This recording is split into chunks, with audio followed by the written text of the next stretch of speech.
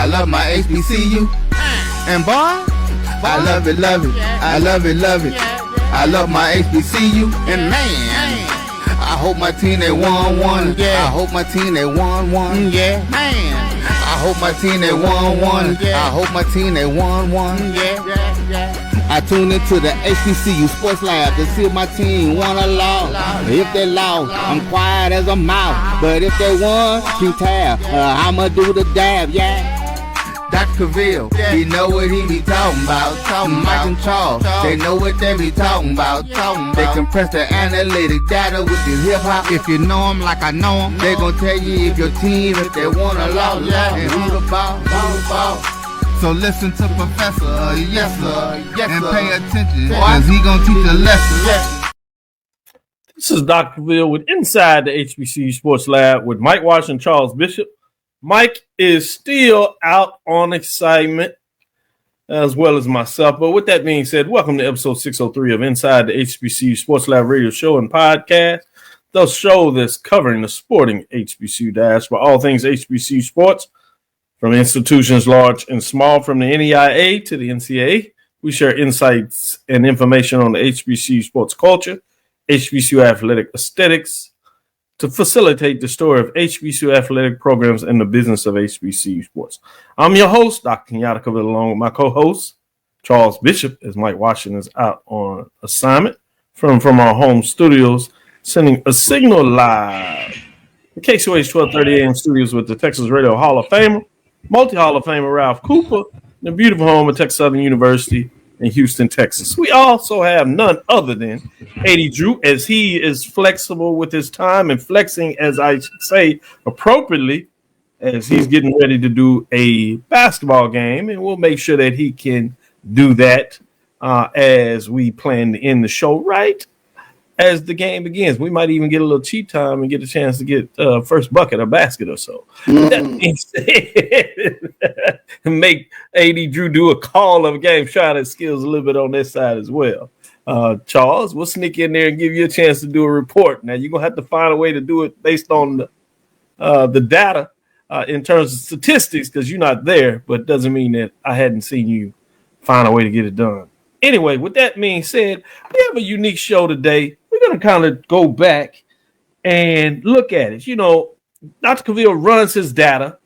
Drew has a magical database as well, but we have ours with Dr. Cavill. We're going to review our data. You know, we announced on Sunday the last poll ranking for the major division and crowned a national champion, Jackson State. And then on Tuesday, we got a chance to do a little bit of a grade analysis on those top 7 at the end of the show in terms of what took place. Charles showed out and in terms of his skill sets, in terms of those F squares. I was like, man, he does a little bit too much on the grading, but we'll let him have that in terms of his midterm grades. If I get any calls from the provost office, I'll let him know. A.D. Drew was solid. He at least gave really good reasons in terms of why he was giving grades, and even came up with the fact that he gave an I for incomplete after a person had a C grade through part of the season in terms of some injuries, and he just gave him an I. I was like, all right, I can take that. It is real. But with that being said, we're going to break down and see from the preseason to the postseason. We're going to look at all 21 and see where they were, and then get some analysis based on obviously who's up, who's down, who was able to pretty much stay where we thought they were, which could be good or bad, because you could be at the bottom and stayed at the bottom, which wouldn't be good. Or you could be at the top, stayed at the top, which certainly would be good. And then you have those that fluctuated. Who had the highest jump? Who had the biggest fall? We'll look at some things like that and correlate it in terms of the end semester and see who has to retake the class and who maybe even clept out in terms of the final exam, did so well that they're looking to run it back next year. That being said, let's start it off. Let's get into it. As we say, today's episode of Inside the HBCU Sports Lab is sponsored by THG Agency, LLC. THG Agency is a company that provides sporting and educational consulting and data analytics. With that being said, Charles, what's some news of the day? What's on your mind? Well, let's start things off. Let's take a look at the class of 2025 Black College Hall of Fame. They announced their 16th class on yesterday. 6 inductees were selected from a list of 28 finalists who had been determined earlier by Black College Football Hall of Fame Selection Committee. So here they are. Black College Hall of Fame class of 2025 includes Henry Dyer from Grambling State, Rasheed Mathis from Bethune-Cookman University, Jaquay Nunnally from Florida A&M University, Dominique Rogers-Cromartie from Tennessee State University, Jay Skywalker from Howard University, and Coach Fred Poplong from Wiley College. And this is a statement from Doug Williams. What we have with the class of 2025 is an incredible showcase of the talent that has come from historically Black colleges and universities over the years. So when the Black College Hall of Fame was established, its purpose was to do just this, elevating and recognizing the past, present, and future of Black college football. Congratulations to the class of 2025. So those are your 2025 Black College Hall of Fame selectees. So you have 6 inductees were selected from the list of 28 finalists who had been determined by the earliest Black College Football Hall of Fame Selection Committee, which comprises 9 members, prominent journalists, commentators, historians, as well as former NFL general managers and executives from the members of the Black College Football Hall of Fame to determine these inductees. So you have also the head coach, Coach Fred Pop Long. Fascinating when you think of Fred Pop. You know, we do the Big Ben HBCU Football Award, which is named after Ben Calville, they like to say. That's the Sedity side of the family associated with Ben Calville. We say Cavill on this side. You know, they were out there in the house. You know, some of us had to be in the field. So, you know, you got to say a little different when you're in the house, I guess. I don't know what that's all about, but we'll talk about that later. But, you know, when I do the show from the office, I have the pinup, if you would, from when we did a live induction ceremony for the HBCU Football Player of the Year, Ben L. Calville Sr. Award, who is named in honor of Ben L. Calville for a football player that has a connection with Texas and HBCUs. And we'll do that this year as well. But the coach of the team that Ben L. Calville played for was Wiley College, now Wiley University. And his head coach was Coach Fred Pop Long that just got in the Black College Hall of Fame. So that was really cool to see that announcement, and gives me a little impetus, and maybe there is some hope that we can push forward to see about getting Ben L. Calville his right dues of getting in the Black College Football Hall of Fame. Obviously, a lot of more modern athletes certainly have the need to get in there, but it's important to kind of connect that history, and so I'm glad they did it in terms of the football coach, in terms of bringing him posthumously in, and maybe one of his great players, particularly early on, from the time that they dominated SWAC football with 5 championships in SWAC, 2 Black College national championships, one they shared, and Ben L. Calville, All-American at the time, won the first team, another time a second team player in 1925 period when he played for Wiley University. But it was noticeable, as you said, with the players, Henry Dyer, Rashawn Mathis, Jaquan Nunnally, Dominique Rogers-Cromartie, and Jay Skywalker, 6 of the players inducted there. Let me get your thoughts on that, Drew, in terms of these honorees. Any thoughts on this class more than anything?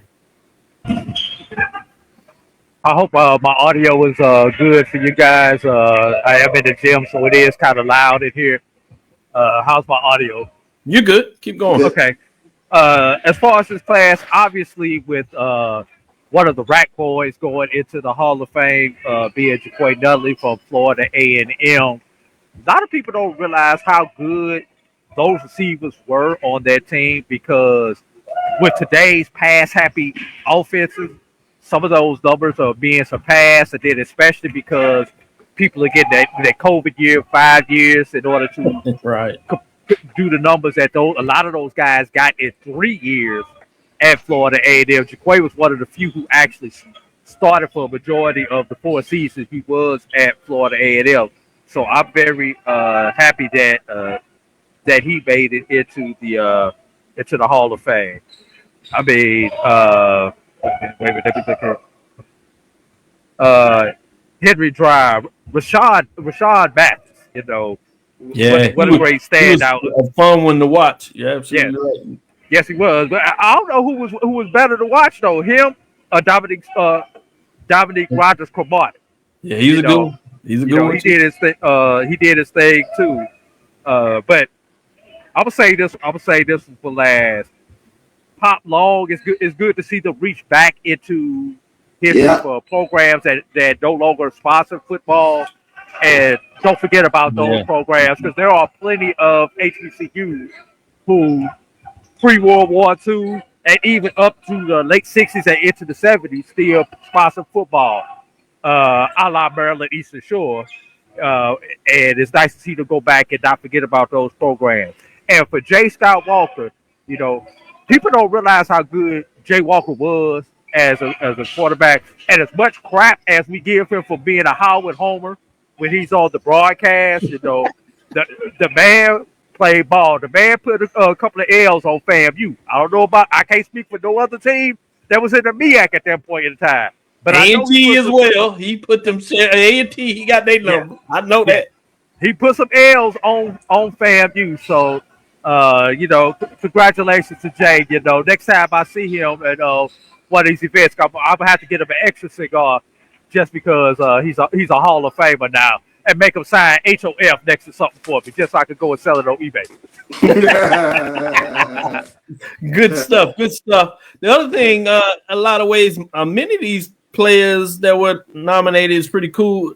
They're of the younger class, if you allow me to use that framework. There are many folks that not only did we read about, saw. Many of these are guys that kind of saw at the time we were in college, or right before that, or right after that. So that's pretty cool too. That you got a relatively young class that's going in that you don't always see, particularly as a group. That's really nice.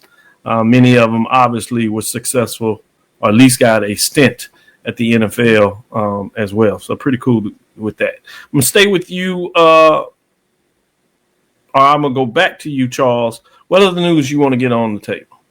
Yeah, let's take a look at this. Jackson State's Robert Brazile and Walter Payton were named to the East-West Shrine All-Century team. Jackson State's Robert Brazile and Walter Payton were named this past Tuesday morning with the team unveiling at the College Football Hall of Fame. The duo played together at Jackson State and led the Tigers to the 1972 and 1973 SMAC championships before becoming NFL Hall of Famers. Robert Brazile was named a Sheridan Black College All-American in 1974. He was also All-SMAC 1974 and played in the Senior Bowl the same year. He set a record at Jackson State with 129 solo tackles and led the conference, get this, with 9 interceptions after moving from tight end to linebacker in 1972. And then, of course, we know about Walter Payton. He led Jackson State in 9 categories, with many still standing during his career. He finished his career with 3,500 yards, 6.1 yards per carry, 65 rushing touchdowns, 464 career points. He still also holds the school record with 24 rushing touchdowns in a single season. So great in terms of Robert Brazile and Walter Payton being named to the East-West Shrine All-Century team. Rest in power. In terms of Walter Payton, I got a chance while I was up in Jackson as they took care of me. You know, I switched back a little bit, but I plan to come back to the Jackson State team. But it was a little cool, so I had to switch it up. I left this one at the other one at school, oddly enough. With that being said, I got a chance to get the Walter Payton official gear when we was in the bookstore. That was pretty cool. I got me a cap, and I got me also a shirt that I'll proudly wear. And what was really nice to see with Brazile, obviously he was really a supporter of Coach Prime in terms of connecting the old with the new and giving him a lot of autonomy and history associated with Jackson State to make that move for Coach Prime so much smoother. He was there in terms of those big-time games, Celebration Bowl. And so he saw the pain and how much he wanted to see Jackson State, for all the fan, the love that he saw and always received. He wanted the fans to get a chance to do that. And obviously he got a chance for his third SWAC championship in 3-4 years, but he went back, saw him in the crowd around very easygoing. Everybody can talk to him, and so many people show him love, rightfully so. Not just Jackson State, but HBCU fans in general. But the fact that I got to see him post with the confetti out there, not only with so many coaches and players, fans, media folks that are connected with Jackson State that had rightfully at that time had a chance to kind of celebrate a little bit too. It was really good to see him be able to have a huge smile on his face to kind of get that box checked off as everything is not promised, but he got to see that. And that was a good thing to see. And now we got him as part, rightfully so, as part of the East-West Shrine All-Century team. Boy, that was nice makeup right there. With that being said, AD Drew, anything else you want to share? What's on your mind in terms of the news of the day? Yeah, since we're talking about Hall of Fame, Dr. DeVille, I don't think we covered the CIAA Hall of Fame. No, it just came out. That's correct.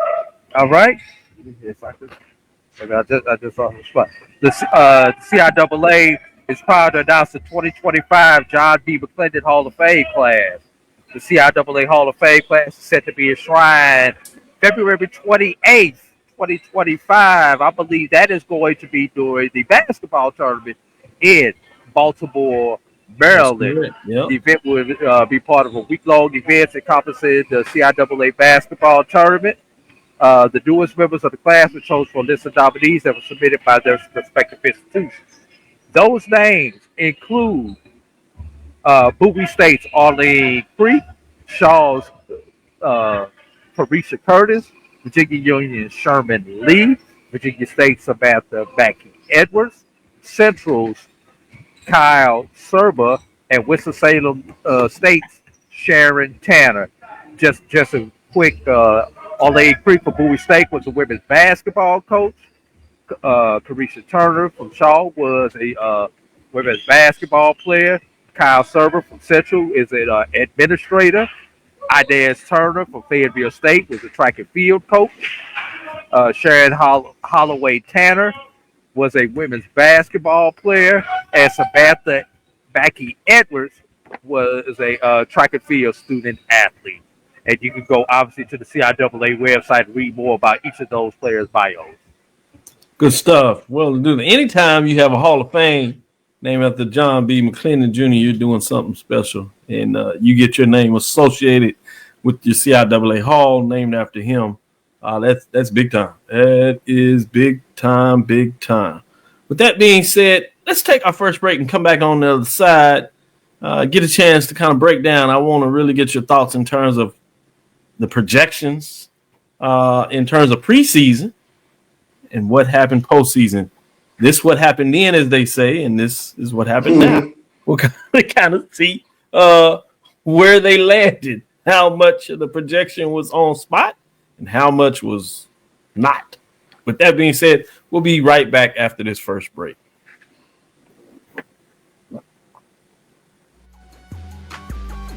This is the Dean of the College of HBCU Sports, Kenyatta CAVIL of Dr. CAVIL'S Inside the HBCU Sports Lab with Mike Washington and Charles Bishop.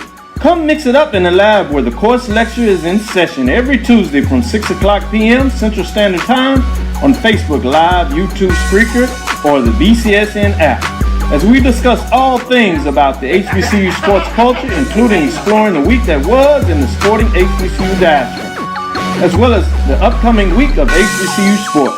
With me, the Dean, the College of HBCU Sports, on Dr. CAVIL'S Inside the HBCU Sports Lab with Mike Washington and Charles Bishop. Course lecture dismissed.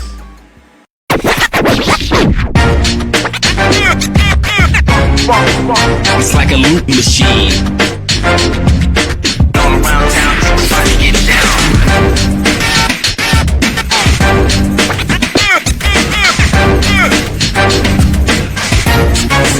It's like a loop machine.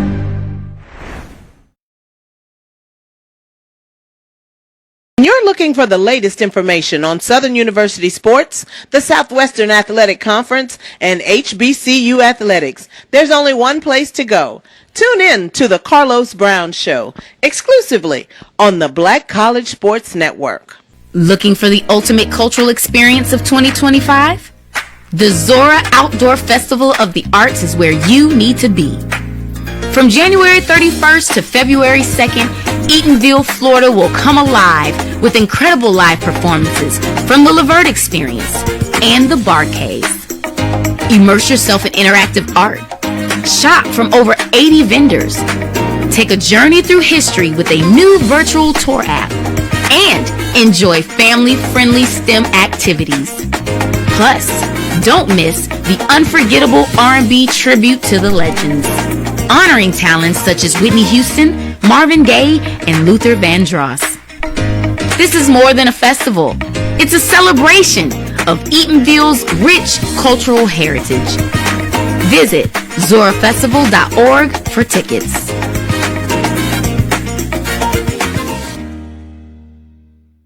Compress the analytic data with your hip hop. If you know them like I know them, they gon' tell you if your team, if they wanna law, and who the ball. So listen to Professor, yes sir, and pay attention, cause he gon' teach a lesson. This is Dr. Ville with Inside the HBCU Sports Lab with Mike Washington, Charles Bishop. Mike Washington's out on assignment. We have one of the best pinch hitters in the game. That's AD Drew. He's doing a little double duty, so if you see him having to kind of navigate the space, you understand why. He is prepping and making sure he gets ready as there is a basketball game to be played in the SIAC. With that being said, let me just go down the list. Speaking of Dr. Cavill, don't forget the Chris Paul Classic is on tonight also. I believe it's going on right now on one of the ESPN channels. I can't remember. I think it's either the Deuce or the U. All right, Alabama State and Norfolk was tip off first. Big stuff, big stuff. Make sure we get some score updates. That should be a pretty good matchup. Alabama State has had some solid wins. Norfolk State continues to do what they do, so you would have to believe that Norfolk State obviously would be the betting edge. But it'd be fascinating to kind of see. You know how I love those MEAC SWAC challenges, if we borrow the phrase from the official MEAC SWAC challenge on the football side. Now we get one on the basketball side, as led by the executive director, John Grant, of both the MEAC SWAC Challenge and Celebration Bowl. But with that being said, we'll go down the list. I'll just go through the whole list, top seven.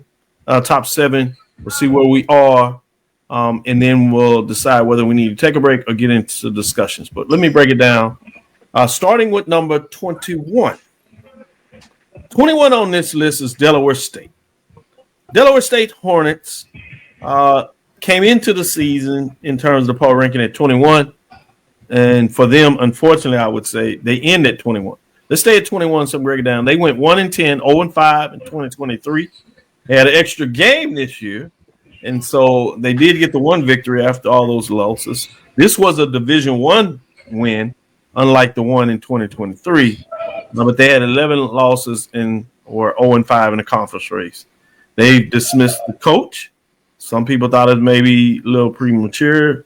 May not quite been just because of record, obviously, there, but they were 21. Let's get into number 20. As you just saw, North Carolina A&T Aggies. This is a rich program, particularly most recently.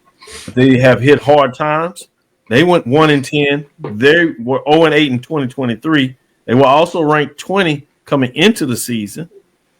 In 2024, I should say, they similar to Delaware State, they added a loss. They went 1-11, 0-8.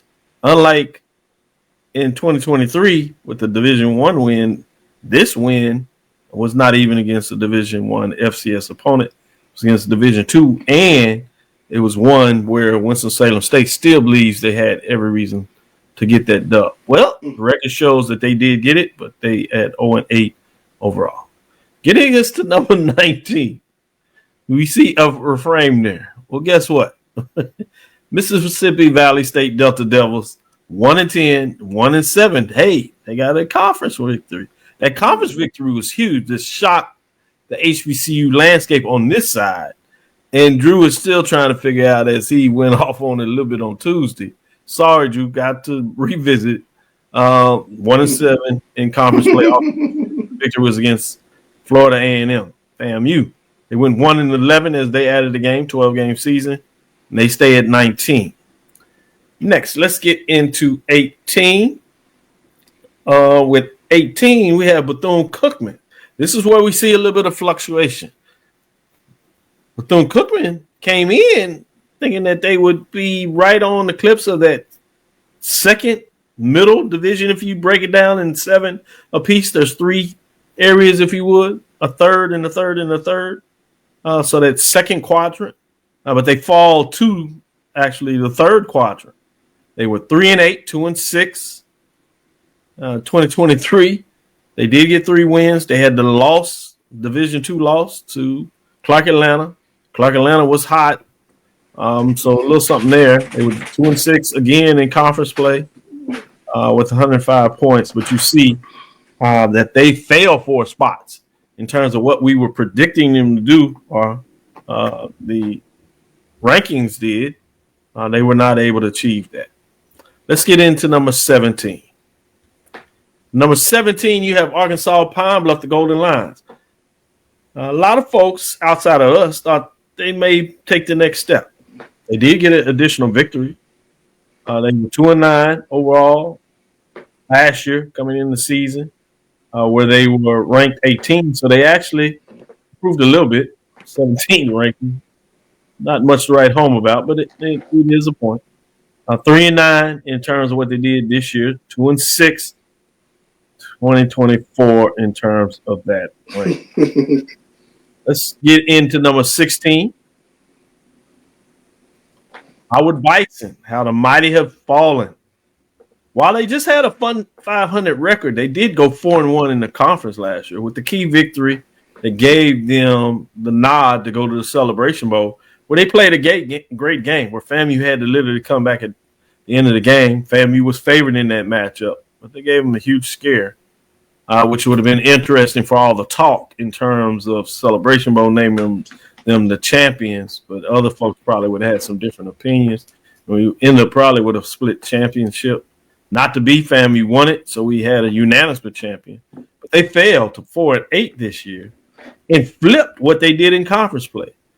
They went from 4-1 last year to 1-4 in 2024. They came in the season with a lot of energy. Had them ranked as high as 4. So they failed 12 spots, Charles. This might be the biggest fall of the year. So we get a chance to kind of discuss that. The last one we'll discuss in this segment, if you would, be number 15. 15 is the Norfolk State Spartans. They were 3-8 last year, 1-4. They got an extra win this year, 4-8. They improved in conference play 4-3. 24. They were looked at coming in as 13 ranked, middle of the pack, that second set of 7 teams. They fall back. We know now that the coach was dismissed, and we see who is the heir apparent, Mike Vick. But this is interesting when you look at that. So let's stop it right here for a little bit and look at these 7. You can go down further down there, and they will give you the list if you get all the way down to the bottom and look at those 7, or we can just talk about them. Let's do that as you kind of look at it in terms of those bottom 7, 21 through 15. Charles, what are your first thoughts? What kind of jumps out at you in terms of now you get to go back a little bit? That was then. This is now. What are your thoughts in terms of what stands out to you? That 21 through 15 in terms of this is what the preseason looked at. And now, Drew, you can go to the next one. We'll talk about the postseason numbers that were there. That's the next slide. I think sometimes, Doc, when you take a look at it on paper, and just let me tell you, the first thought that came across my head was 2015, 2016, 2017. Never would I have ever thought North Carolina A&T would be somewhere amidst Valley, down at the bottom of the rankings, and that really just kind of blew me away for a quick second. That's tough to digest. But I think you touched on it. I think the one that had the biggest fall that was rather surprising was Howard, especially when you take a look at Howard being in the Celebration Bowl last year and them kind of falling back to that third tier this year. That was that was a real surprise because if anything, we saw Howard as a program that was on the rise. So that one really jumps out with regards to sort of the step back that they took this year. I know going into this season, we thought that Norfolk was going to, sort of make a statement, if you will, but they took a step back, and now they have a new head coach. So those are the programs that kind of jump out for me in terms of I thought, in terms of where they finished, I just did not envision them finishing in that third tier this past season. Good stuff. Good stuff. 80 Drew, your thoughts? As I realized, I accidentally had the original bottom 15, with 15 below slide, and I take a look at what the preseason projections was. I see 3 of the 7 in this preseason projection that wound up, or 4 of the 7 that still wound up there. Right. Just kind of interesting. Of the bottom 4 teams, I hate to say it, Valley had the best win of the bottom 4 teams. Yeah, good point. Yeah, they did. Yeah, they did. I hate to say it. Biggest disappointment in this group has to be Howard coming in as the defending MEAC champion.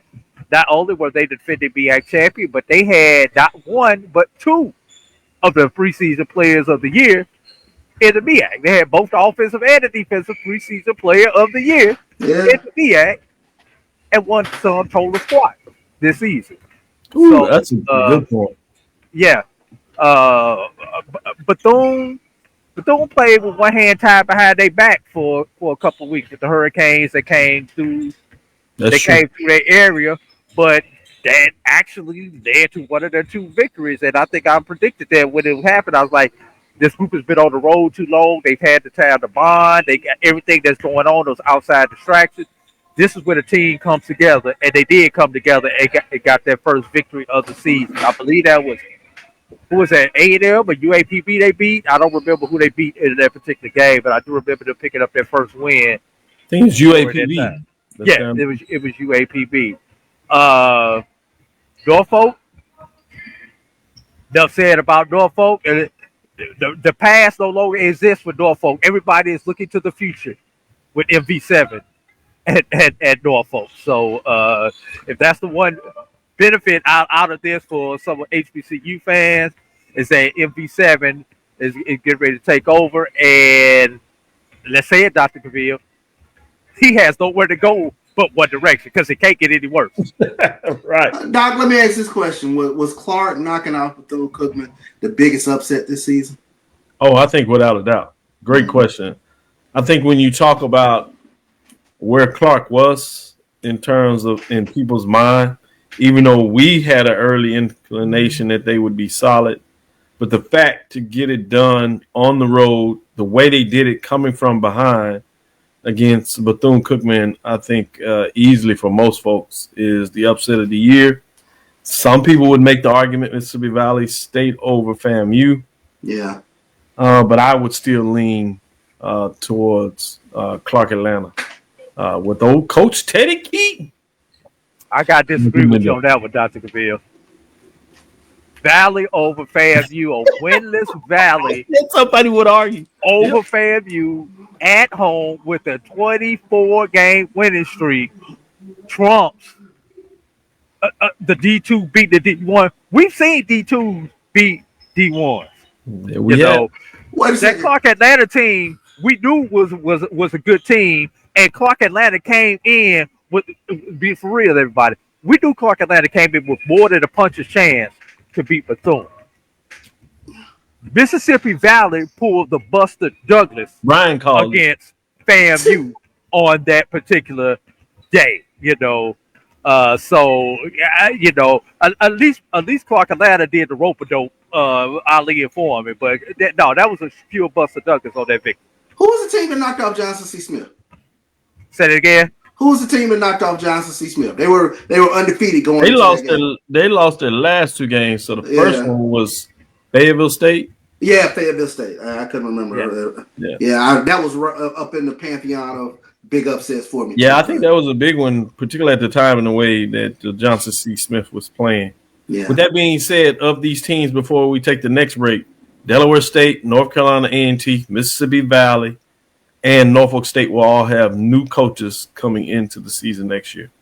With that being said, we'll take our next break and come back on the other side, and we'll talk about the next 7.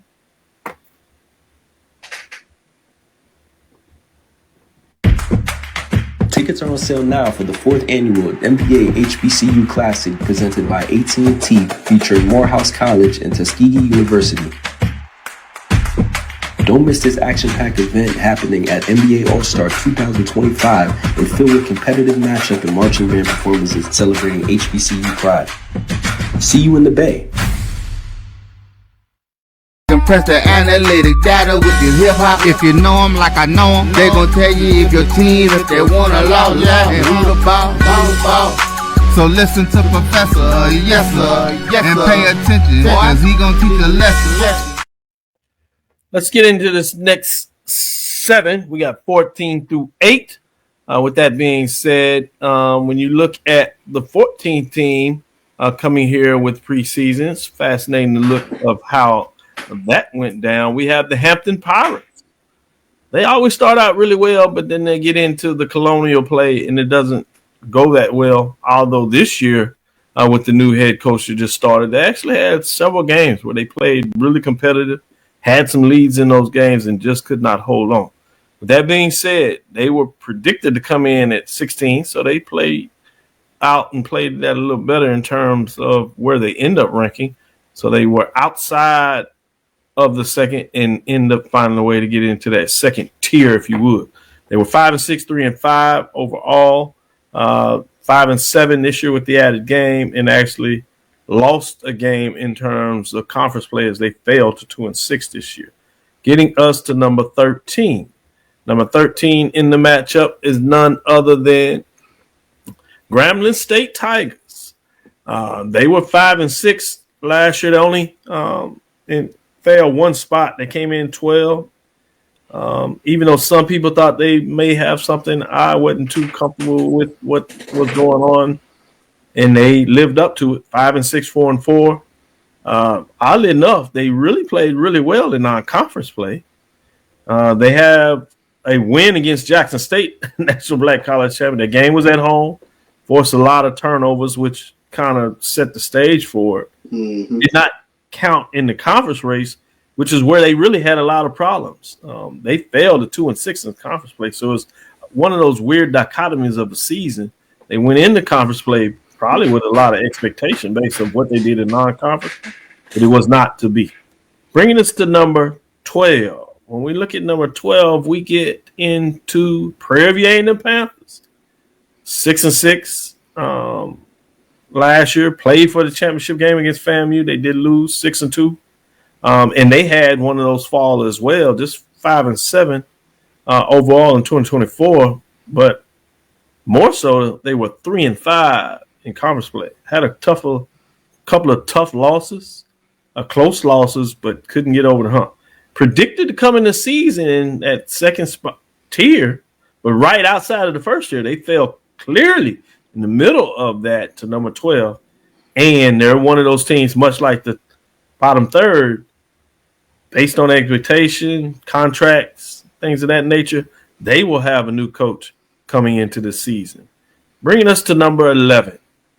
At number 11, you have Texas Southern Tigers.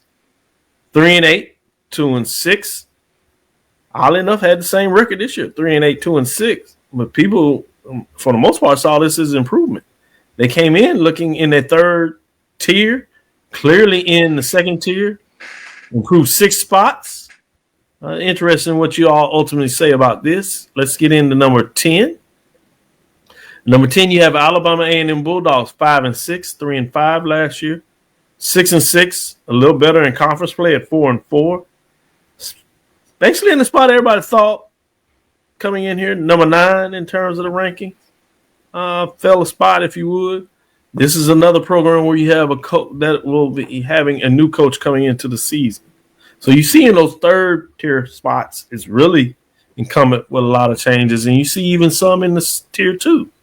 With that, let's get into number 9 as we start to round out this 7 in the second tier. Alcorn State Braves, 7-4, much like Prairie View, where they tied at the top of the conference, but head-to-head did not work in their favor. 6, 5-3 this year. Same thing, they were 10, so right in the number spot. Last one of this tier 2 group is number 8. At number 8, you have Morgan State Bears. They were predicted to be in that first tier, so they slid just a little bit just outside of that. 4-6 last year. They did improve in terms of overall record. Got to 500. Conference record is the same in 2024 versus what they did in 2023. So with that being said, let's look at the breakdown in terms of preseason and then postseason. Again, I'll start with you, Charles, as we get prepared to show everybody those 7 teams in this sphere. Let you talk about that a little bit. Yeah. That is the preseason rankings where you see Prairie View all the way down to Bethune-Cookman. Yeah. Those teams that were there, and then we'll get into the postseason where they actually rank. Now, what are your thoughts in terms of this group? Anything stand out to you? Yeah, first let me shout out my guy Jim Williams. He's checking in tonight, watching the show. My guy pledged me back in the day, so I want to shout out Jim. Shout out, brother. Yeah, let me. This is kind of the head scratcher group here, because especially when you take a look at a team like Prairie View, they had played for SWAC championships, and you figured they would be right there in the mix again. For them to kind of slide back, that was a bit of a surprise. And conversely, I think Texas Southern head scratchers showed improvement. When you take a look at what they would do, they were able to get back to 500 in conference play, big wins over Grambling at home, Bethune-Cookman, and, by all accounts, they had Southern right there on the ropes and was about to get the 3 count on them, and some type way Southern got up off the ropes. But that would have been a huge win. So Texas Southern showed marked improvement. But again, the head scratcher again is Alabama A&M. They weren't able to take that next step in terms of competing for the SWAC East, losing to Jackson State and FAMU. And then you kind of have to say kind of a head scratcher for Alcorn, because a lot of us in the preseason thought that Alcorn could be one of those teams that people were chasing in the SWAC West. So they kind of took a step back this year. And then what can you say about Morgan State and their offense? They still haven't gotten their offense on track. So they were a bit of a disappointment again. Good points. Good points. AD Drew? It's interesting when you look at this. 6 of the 7 on the screen right now had one main issue that sums up their season. Quarterback play. Yep. I think Alabama A&M may have been the only one who really did not have significant issues at the quarterback position, which is why they were mediocre. Hampton very easily should have their record flipped at 7-5, because I know there were 2 games that they should have won, possibly 3, based on the score. What a difference this season could have been had Texas Southern not failed in front of Charles's eyes in that game against Southern. Yeah. Would we have had a different season when it came to, because if Southern loses that game, and then was it 1 week later, 2 weeks later when they faced Alcorn? I think it's a week later or 2 weeks later. Right. Maybe. I think the momentum of that game totally changes. It did. If Southern comes into that game with a loss instead of the confidence that they had against Alcorn. I mean, Alcorn is probably the biggest disappointment here, because we thought Alcorn had their quarterback problem solved with Xavier Vaughn, Tyler Bacon. You knew one of them was going to take it. Tyler Bacon, once again, got some nicks and bruises, which allowed Vaughn to take it over. They moved, but Tyler Bacon was so good, they came up with packages and had to figure out how to get him into the game. Grambling beat SWAC competition at the wrong time. It don't matter what you win until the last 8 games. I need to win the last 8 SWAC games, not the first 2 that don't count. Bad timing on Grambling's portion. And then Morgan State, one of the best defenses out there, but once again, nobody spins the ball for them. Good stuff. Good stuff. We're going to let you be able to answer that question because we're going to take a break and come back and look at the last 7. And then we'll call it a show. Last 7, we know what those are, but I want to take everybody back to where they were and see how much of the last 7 matches up with the first 7 that we started the season with. We'll take our last break and come back on the other side and look at just that. At AutoMasters LLC, our mission is to serve our community by providing quality automobiles at affordable prices. All of our vehicles are inspected and certified to offer you the confidence in knowing you have a quality vehicle. Our goal is to provide you with a seamless process and positive experience for your automobile purchase. Financing recommendations and specific vehicle inquiries are available at your request. You can find us at www.automasters06.com and follow us on Facebook and Instagram. Also, please feel free to contact Terrence Miles at 601-927-7794. And oh yeah, tell him Sonia sent you. Morehouse College and Tuskegee University men's basketball teams were selected to compete in the 2025 NBA HBCU Classic presented by AT&T. The 4th annual NBA HBCU Classic will be played in the Bay Area as part of NBA All-Star 2025 and will once again celebrate the rich traditions, on-court athleticism, and commitment to excellence of the HBCU community. For tickets, visit nba.com/all-star. Compress the analytic data with your hip hop. If you know them like I know them, they gon' tell you if your team, if they wanna lose, and who the ball. So listen to Professor, yes sir, and pay attention, cause he gon' teach a lesson. This is Dr. Ville inside the HBCU Sports Lab with Charles Bishop and AD Drew. 2 teams dropped out of the top 7 that we said started there. One of them is pretty obvious that we discussed with Howard. The other one, maybe not so much. We talked about a little bit of Morgan State, but let's find out who those 7 are and say it again in terms of those teams that were able to get in the top 7 and see what your thoughts are in terms of this last group of the 7. Starting with 7, we had Southern Jaguars as we get them broken down in terms of what they did last year, which are huge improvement, 6-5, 5-3. They ultimately jettisoned the coach. Some of it was because of the record, but a lot of it was just behind the scenes in terms of it not working out. Major improvement in multiple ways in the division race where they improved to 7-1 versus being at 5-3, which also meant overall record. They went to 8-5. It was good enough for them to win the Western Division and play who would be ultimately the National Black College champion in 2024. Their rival in Jackson State. They had to go on the road and do it. And while it was interesting for a half, not so much in the second half. So Southern has a huge lead. 8 spots, predicted to be 15 in terms of that 3rd-tier group. And they vaulted all the way up to the 1st-tier group. With a new coach, it'll be interesting to see with Terrence Graves. Can he keep that momentum moving forward? We shall see. At number 6, we have none other than Alabama State Hornets.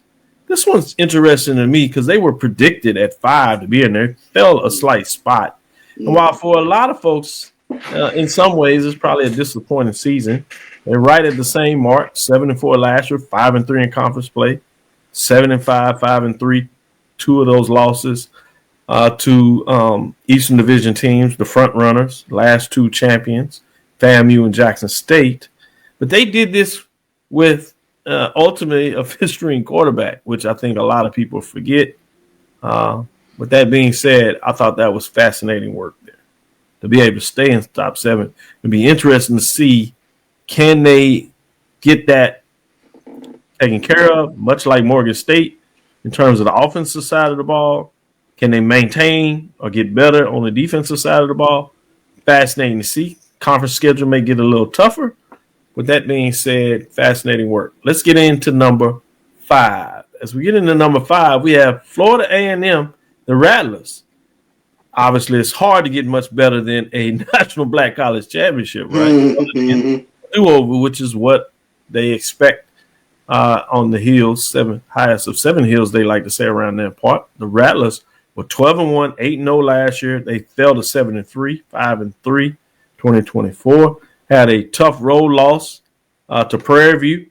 Quarterback gets hurt in that game, so I'm not sure you feel some type of solace in that. Obviously concerned because it looked like it took him out of the race. But then they go home and get the loss, as Charles said, as A.D. Drew said, the upset of the year. Some arguments made back and forth there. Predicted to come in at second, but they fall to 5. So they're still in the top third in a lot of ways, but probably a disappointing season for most, which is fascinating when you talk about some of those programs that are in the second and third tier, what it means to be disappointed and still be top. At number 4, as we get into number 4, we look at probably the biggest jump, most surprise to most folks in a lot of ways. Tennessee State Tigers, they went from 6-5, 2-4 last year. They were predicted to start the year. I saw them at number 11. They proved to 9-4 this year, 6-2 in conference race. More important because that 6-2 record gave them a 4-way share of the OVC Big South. And they were able to get an at-large bid to the playoffs where they faced Montana. Had somewhat of success here and there throughout that game, but ultimately fell in the cold up there in Montana on the north side of the country, West Coast side, if you would. Bringing us to number 3. At number 3, you have none other than North Carolina Central Eagles. They were predicted to come out number 1. Slightly behind that, 9-3, 4-1 is what they were last year. Duplicated that record in a lot of ways this year, 8-3, 4-1, 2024. The teams just did much better than them this year. And even though they had quarterback that was in the stable first year that he played, the Walker quarterback there, kid. But number 3. At number 2 then. Number 2 is none other than South Carolina State, 5-6, 3-2. Huge jump, 9-3, 5-0 in conference race. Surprised some people, probably a couple of people, in terms of just how much they jumped. Not that people didn't think they would improve. Predicted to be in the top 7 though, so they stayed in the 3rd. So saw a little bit of that coming, but just how well they played may have surprised some, all the way up to number 2, playing for a championship game, ranked top 20 in the country, in the top 25 FCS polls. Number 2 here now. At number 1, Jackson State Tigers. Charles, don't get too excited on them. 7-4, 5-3, 12-2. Talking about a major jump in terms of their schedule and wins. Ultimately winning the Celebration Bowl in dominating fashion. They were picked preseason to be in the mix now. They were number 3. But they really get it done by finding a way to be number 1. And again, earning the 2024 HBCU Major Division Champion. With that being said, let's get into it. Go with you, Charles, and we'll prepare and let A.D. Drew kind of take us out. Sure. I mean, let's go with the major jumpers. I think you take a look at the Southern Jaguars winning the SWAC West. Preseason, we look at them at 15. They jump all the way to 7. Kudos to Southern for getting it done. And when that momentum started to get going, they were able to really take care of things over there in the SWAC West. Alabama State, unfortunately, they're running in place. And they're playing in the same division with the past 2 HBCU national champions. So it's tough for them, especially when you take a look at so many expectations coming in this season for Alabama State. That's a championship level defense, but offensively they couldn't get things done. Like you said, a lot of injuries at quarterback, and we talk about it all the time in SWAC. You got to have that signal caller to really get things up and going. Disappointing season, I think, for FAMU. Go from Black College National Champions to losing 5 games, a loss on the road to Prairie View, and of course the clunker versus Mississippi Valley State. Kudos to Tennessee State. Normally we've seen them fade out in October, but they were able to hold that momentum, get a share of the OVC championship this year. So kudos to them. I think it has to be a disappointment for North Carolina Central. The one game for the second year that they've got to have, they weren't able to get it done. They finished second to South Carolina State. So you take your hat off to the South Carolina State Bulldogs. For Chennisberry in year one to take them to the Celebration Bowl, that was huge. And then you can't say enough about what TC has done at Jackson State. He talked about it. He built the foundation, built that roster, and in year two, they're Black College National Champions. Good stuff. AD Drew. I'm going to start from the bottom up, start at Southern. Terrence Graves, congratulations on a fantastic first season. Unfortunately, you have nowhere to go but down. I hope this is not one of those situations where you win your first year, fans have unrealistic expectations because you had so much success your first year, and then he's 7-1 this year. If he goes 6-2 next year and doesn't win the West, are people going to be disappointed? Or let's take that even one step further. He goes 6-2, but still wins the West. Are people going to talk trash? So, I wish Terrence Graves a TC Taylor-like success in year two. No offense, y'all. Alabama State, what could have been? What could have been had Alabama State not gone through as many quarterbacks as their ranking, it seemed like.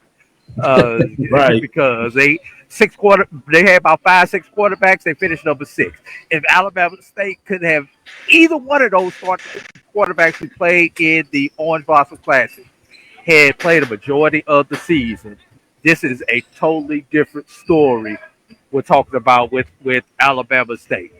So we'll see that one right here. Maybe. FAMU, the good thing for FAMU, James Colsey did not have a Terrence Graves type season, so he has room for improvement. But when you're the defending national champion, that's not acceptable. So pressure will be on James Colsey this upcoming season. Eddie George went to the zoo, left the monkey at the zoo while he was in the Nashville Zoo this season because he got the monkey off of his back by getting a share of that OVC crown. Charles hit it on the head. 2 games, 2 years, Central winds up in second place once again. Kudos to Chennisberry. Chennisberry has not lost a conference game in 3.5 seasons. Oh my God! That is 8 in a row. If you count the SIAC championship games, he won 9 and 23. What were you? 9 and 22. He won 9 in a row in 23. He won his last 3 in a row in 21. So that puts us at 21 right there. Plus he won 5 in a row here. That's 26 consecutive conference games for Chennisberry. Kudos. But hey, all hail the mighty champions, Jackson State. Gotta love the TC Taylor story.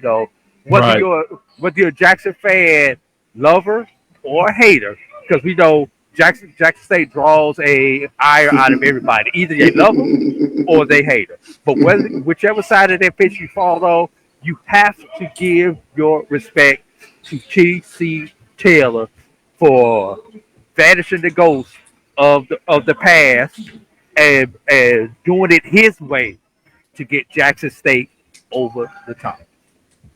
good stuff by both of you. Thank you for allowing me to go back in the time machine and coming forward and see what it all looked like as we go way early. Obviously, man, that Southern Heritage Classic with the traditional matchup would be interesting coming the season. Obviously, you got to see about who's coming back, transfer portals and all that. But right now, essentially, go ahead and pull it back up real quick. Drew, if you would, that last one. I want to play with this a little bit. You're talking about a 1-4 type matchup. Top 25 teams maybe coming in at the FCS level. Probably top 7 teams with most people rankings. It'd be interesting to see what that looks like. And then, obviously, the Eastern Division. is going to be tough to look at. You got a Jackson State matchup with FAMU that you can look forward to. This year, Jackson State has to go to Tallahassee. Will be interesting. Alabama State has to go to Tallahassee, and Alabama State has to go to Jackson State in terms of those three teams, in terms of the top 7, not to mention these other teams that we're bringing in coaches in terms of Alabama A&M and Mississippi Valley State for that matter. So it'll be interesting to kind of see what that looks like. So I'm fascinating in terms of that. Obviously, the Southern Jackson State, that comes back to a conference game next year, right? In terms of the schedule. Yeah, it should. Yeah. Mm-hmm. These last 2 years they rotated off, but this year it comes back. So that all of a sudden becomes an intriguing matchup in terms of conference play, and it's in Baton Rouge. It's on the block. Yeah. Mm-hmm. That's a fascinating type of look. And obviously that South Carolina, North Carolina, Central, South Carolina State, in terms of this year coming up, South Carolina State will have to travel to North Carolina Central. Does the schedule align itself? Can Central, as it continues to have the momentum, it's going to be in the race. You got to figure that. But can they not have that game that cost them a trip to the celebration? Don't forget Hampton kicks off things against Jackson State as well. So that's another one to keep an eye on. Yeah, that top 10 type matchup. 80 Drew, tell us any update from there that you want to share with us and your final thoughts. I'm looking forward to that. It's not over, but I believe it's A&T and Tennessee State. I'm looking forward to that matchup next year. That's on the books. I believe that's week 1. Especially with a new coach at A&T, Sean Gibbs comes in there. Yeah, I'm looking forward to that one. But here's another one that I'm looking forward to that's rotated on the books for the next 2 years. FAMU and Alcorn. I am really looking forward to that one. You know, I have top 10 matchup of number 9 coming into Bragg in about 93, 94, one of those years, and just putting it on. Real smooth, AD Drew. Yeah, put it on FAMU. Matter of fact, that may be one of the reasons why Ken Riley became athletic director at FAMU, because of what number 9 did to him. Yes, sir. When he was coaching. Aaron McNair, baby. Aaron McNair, great points. Nice timing.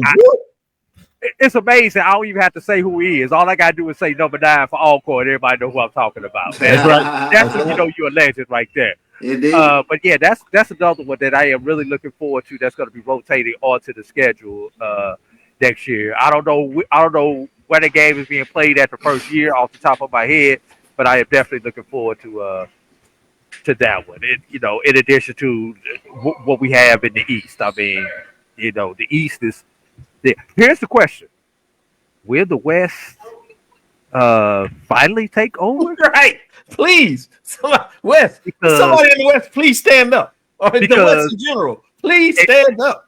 If we think about it, Dr. Cavil, the East has won, I want to say 8 of the last 10 SWAC championships. Yeah. Grambling is the only team that got in there. 2 years. Was it 2 in a row, or did Alcorn split that when Alcorn was in the East? Those Grambling titles. I can't remember off the top of my head. No, Alcorn was still in the East when they won. No, I'm talking about it, but I know Grambling was too, but I can't remember whether they were consecutive or whether Alcorn split those two. I'm going off the top of my head. Those two that Grambling won those 2. There was 2 in a row. 2016, 2017. Okay, it was 2 consecutive, and then Alcorn bookended that. Correct. Yeah. Alcorn won. 2 in the front and 2 in the back. That's right. Yeah. Mm-hmm. Yeah. The other thing that's interesting is when you start looking at the Celebration Bowl, in terms of 3 straight games by the SWAC, in terms of winning, and even more intriguing is the MEAC SWAC Challenge. When you talk about the fact that you have 5 of the last 7, matchups in terms of what's going on, and you can stretch it back when they play the home, and it even gets a little lopsided. So is that tug of war starting to shift, and it'll be interesting to see what that looks like in terms of that nature. Just got an update from John Grant, and brought this out here in terms of what that looks like, broke it down. I sent some stuff out in terms of the viewership, but he has year over date included in these matchups. The Celebration Bowl on ABC Saturday, noon average, a 2.1 viewers. We've heard about that, 37% year over date. When you compare it to the quarterfinals of the FCS playoffs, since there's some people that won't do that out there. 3 FCS quarterfinals games across ABC and ESPN1 averaged 1.1 million viewers, down a negative 12 year over date. That included Mercer's Dakota State, North Dakota State. ABC registered 1.4 viewers. It was up 32% alone through the quarterfinals. FCS playoffs on ESPN have collected 776 unique viewers. It's a -2 year over date and amassed 79 million minutes, which is down 19% year over year. So just to give you some numbers for those that like to compare that information for whatever reason, those are some things out there to kind of close out the season as we get ready to celebrate the holidays. For those that do, we'll decide and let you know if we're going to do something on Tuesday. It depends on people's travel schedule and what it looks like.